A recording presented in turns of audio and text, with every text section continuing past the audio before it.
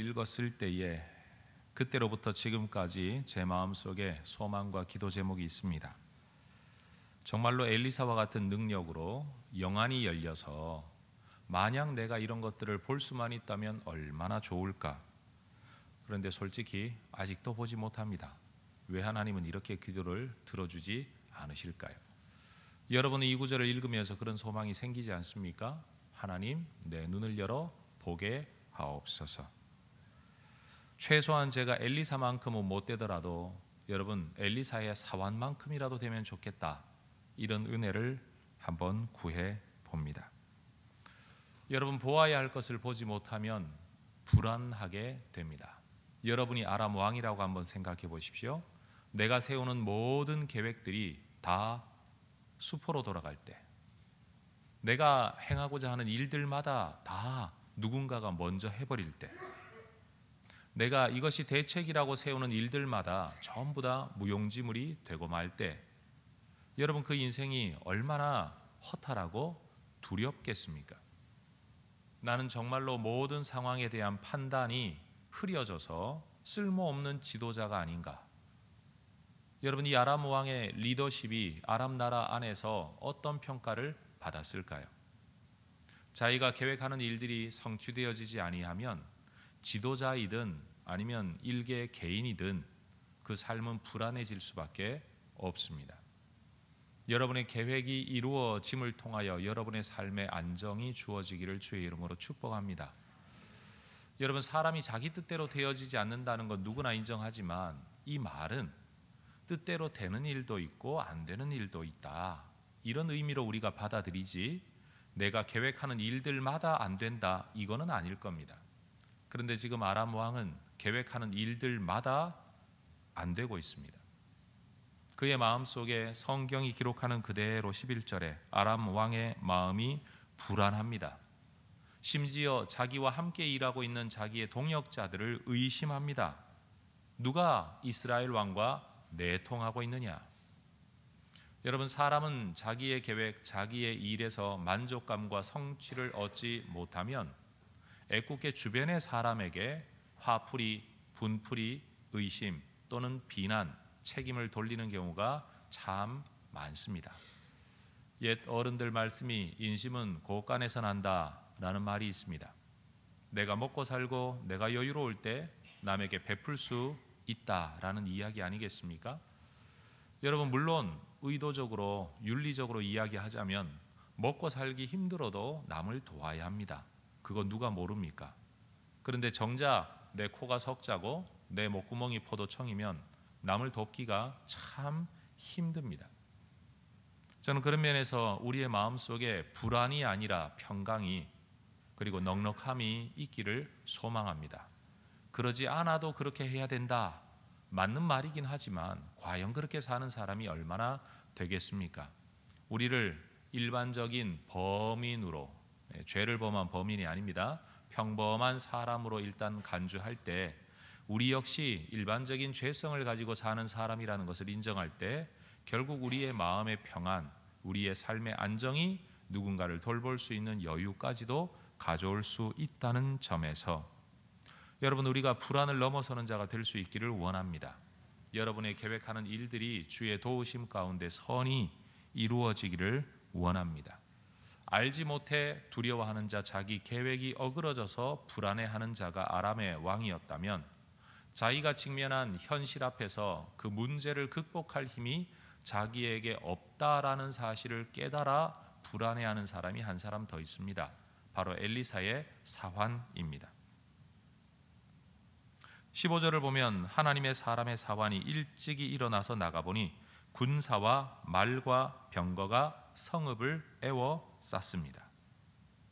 한 번도 경험해 보지 못했던 일이고 때로는 자기 스스로 이 상황을 어떻게 해결해야 할 아무런 대책이 없는, 정말로 하늘이 무너지는 것과 같은 문제 상황을 만났을 때에 이 사환의 반응은 이러합니다. 아, 네 주여, 우리가 어찌 하리이까?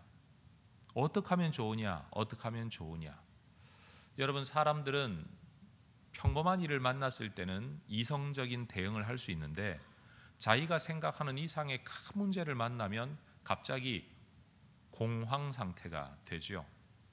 여러분, 어떤 정상적인 이성, 정상적인 반응, 대책, 즉각적인 해결책을 찾는 게 아니라 말 그대로 맥을 놓아버리고 손을 놓아버리는 상황이 되는 겁니다. 지금 이 사환에게 임한 상황이 바로 그런 상황입니다. 하나님의 사람 때문에 불안해했던 아람의 왕, 또 사실은 하나님의 사람 때문에 불안해한 게 아니고 그 이전 단계에서 자기 일이 성취되어지지 못하고 계속 어그러지는 것 때문에 불안해했던 아람 왕이나, 아니면 자기가 직면한 상황에 대한 어떠한 대책도 내 손 안에 없다는 사실 때문에 불안해하는 이 사환이나 사실은 같은 사람입니다. 그런데 이 두 사람과는 대조되게 평강을 가진 사람이 있습니다. 남이 하는 어떠한 계략에도 내가 두려워하지 않는 사람, 지금 직면한 문제와 같은 상황에 들어가 있으면서도 전혀 두려워하지 않는 사람, 그는 바로 엘리사입니다. 이유가 뭡니까? 보고 있기 때문입니다. 아람 왕의 모든 계획, 그가 무슨 머리를 쓰더라도 그 계획이 하나님의 은혜 안에서 내가 다 알고 있다는 바로 이 평안함. 그가 나를 잡아 죽이기 위하여 군대를 파견하고 수많은 군사들을 보내었다고 할지라도 그것이 내게 두려움이 되지 않는 사람. 그가 보고 있는 내용은 딱 한 가지입니다. 16절, 두려워하지 말아라. 우리와 함께한 자가 그들과 함께한 자보다 많으니라. 여러분, 사람의 눈으로는 보이지 않는 것이 있습니다. 우리와 함께한 자. 사람의 눈으로만 보이는 게 있습니다. 그들과 함께한 자. 우리의 이 눈이 열려질 수 있기를 소망합니다. 우리는 늘 고백합니다. 주님이 나와 함께 하신다. 그러나 여러분, 솔직히 저나 여러분이나 주님이 나와 함께 하신다는 믿음의 고백이 있지만 그 주님을 보는 사람이 누가 있습니까? 이 믿음이 나를 붙들 수 있는 상황은 주변의 상황에 풍랑이 일어나지 않을 때입니다. 주변 상황이 좀 안정적일 때는 이 믿음을 붙들 수 있습니다. 그러나 주변의 상황이 다 허물어질 때 과연 주님이 나와 함께 하신다라는 사실을 믿음으로 마음의 평안을 얻을 수 있는 사람이 누가 있겠습니까? 왜요? 눈에 보이지 않으니까요. 저는 엘리사가 그의 사환을 위하여 기도했던 것과 같이 아마 주님께서 우리를 위하여 이 기도를 하고 계시지 않을까, 이런 생각을 합니다. 17절, 여호와여 원하건대 그의 눈을 열어서 보게 하옵소서. 바울은 에베소서 1장 18절과 19절에서 우리의 마음 눈을 밝히사 이러하게 해주소서라는 기도를 에베소 교인들을 위하여 했던 것을 기억을 합니다. 여러분, 우리의 눈이 열려지기를 축복합니다. 제가 여러분의 눈을 열어드릴 수만 있으면 얼마나 좋겠습니까? 또 여러분이 제 눈을 열어줄 수만 있다면 또 얼마나 좋겠습니까? 저나 여러분이나 어쩌면 어느 누구도 엘리사의 자리에 있지는 못합니다. 엘리사의 사환의 자리에 아마 있는 사람들이겠죠.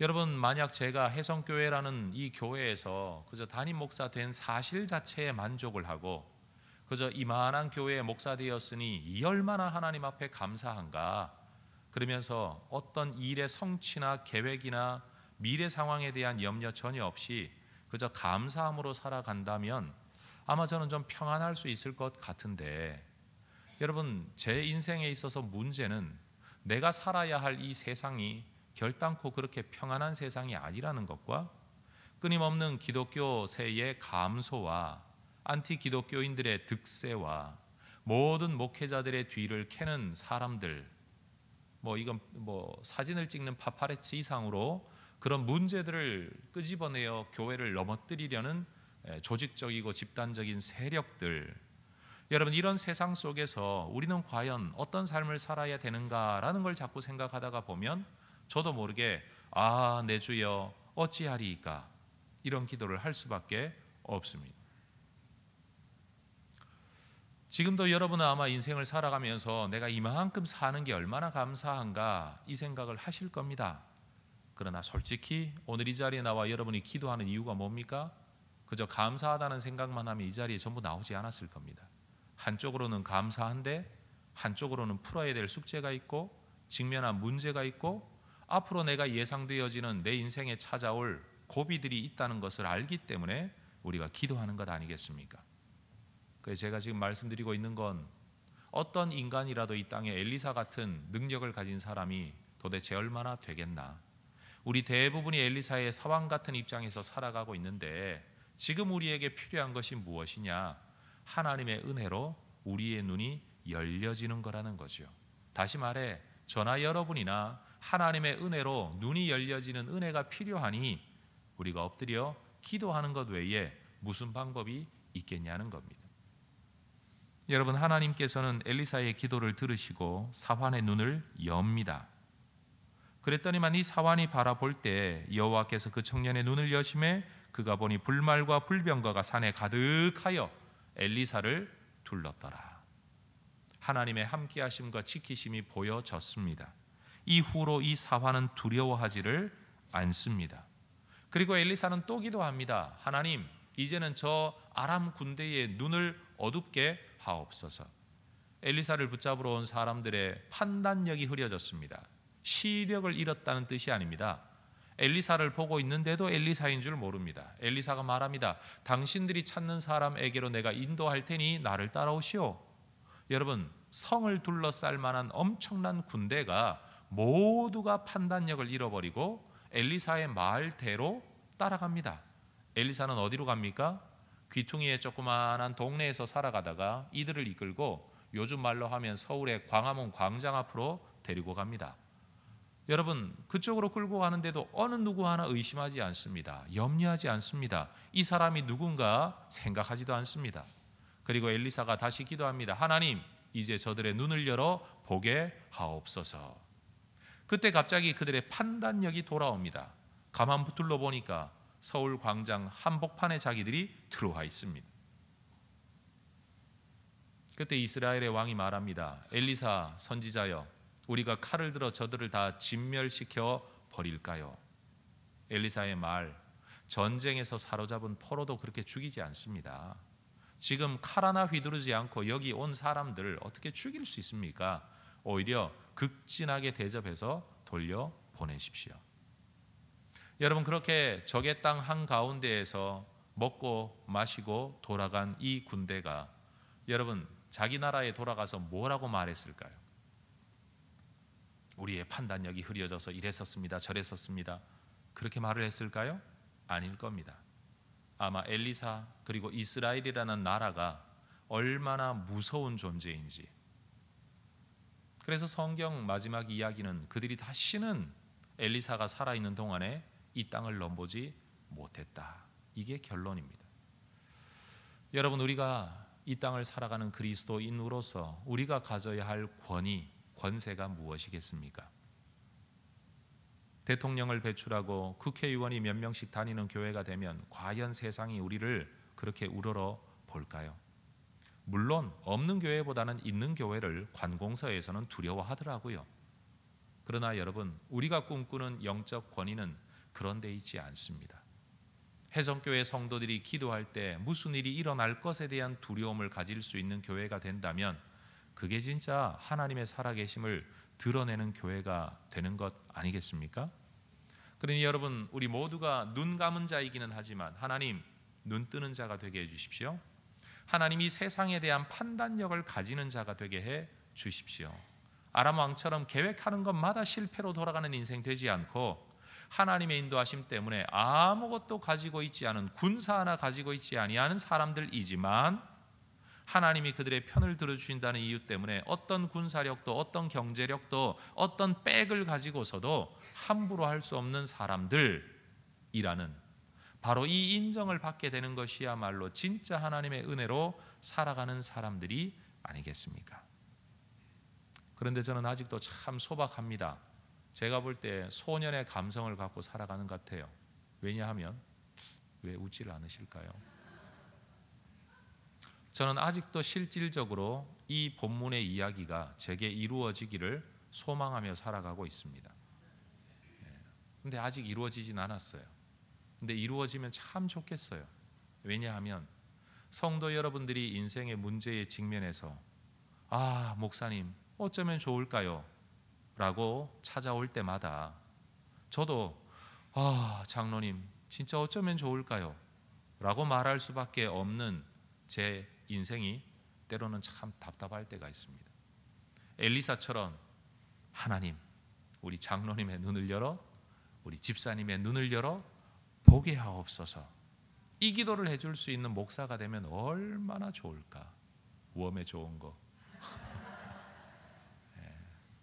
소박한 제 꿈입니다. 근데 엄청나게 거창한 꿈이죠. 사실은 저와 여러분이 그런 인생이 될 수 있기를 소망합니다. 제발 죽기 전에 이런 일이 좀 일어나야 되는데 저와 여러분이 눈뜬 자가 되어 함께 하시는 하나님, 기록된 성경이 삶에서 이루어지는 인생들을 경험하며 살아갈 수 있기를 소망합니다. 그러니 여러분, 저나 여러분이나 아직도 멀었어요. 그렇죠? 기도해야 될 일이 많고요, 누려야 될 은혜가 많은데 이거 다 누리고 있지도 못하면서도 뭐 엄청나게 신앙생활 잘하는 것처럼 우리는 지금 착각하며 살아가는데, 성경 한 구절만 읽어도 어와 더디 위를 어이하면 알 거이고, 그 시의 한 부분을 인용할 처럼 기억이 안 나시나 보네요. 여러분, 정말로 우리가 이런 경지에 이를 수 있는 신앙인들이 되면 참 좋겠습니다. 그러니 우리는 아직도 하나님의 은혜를 다 보지 못했고 하나님의 큰 은혜의 신비함을 아직도 다 누리고 있지 못한 사람들이기 때문에 기도해봐야 별것 없다, 아니면 신앙생활 별것 있나 라고 함부로 말하지 말고, 여러분 이 은혜의 경지까지 들어갈 수 있도록 우리 기도의 자리를 잘 지키면서 소망의 줄을 놓지 말고 하나님 앞에 주여 내 눈을 열어보게 하옵소서, 나를 대적하는 자들의 눈을 어둡게 하옵소서. 때가 되어 하나님 저들의 눈을 열어 저들이 하나님의 은혜 안에서 얼마나 연약한 존재들인가를 깨닫고 주를 경외하게 하옵소서. 여러분, 바로 이 기도로 말미암아 인생의 문을 열고 닫는 그런 하나님의 사람들 될 수 있기를 소망합니다. 기도하겠습니다.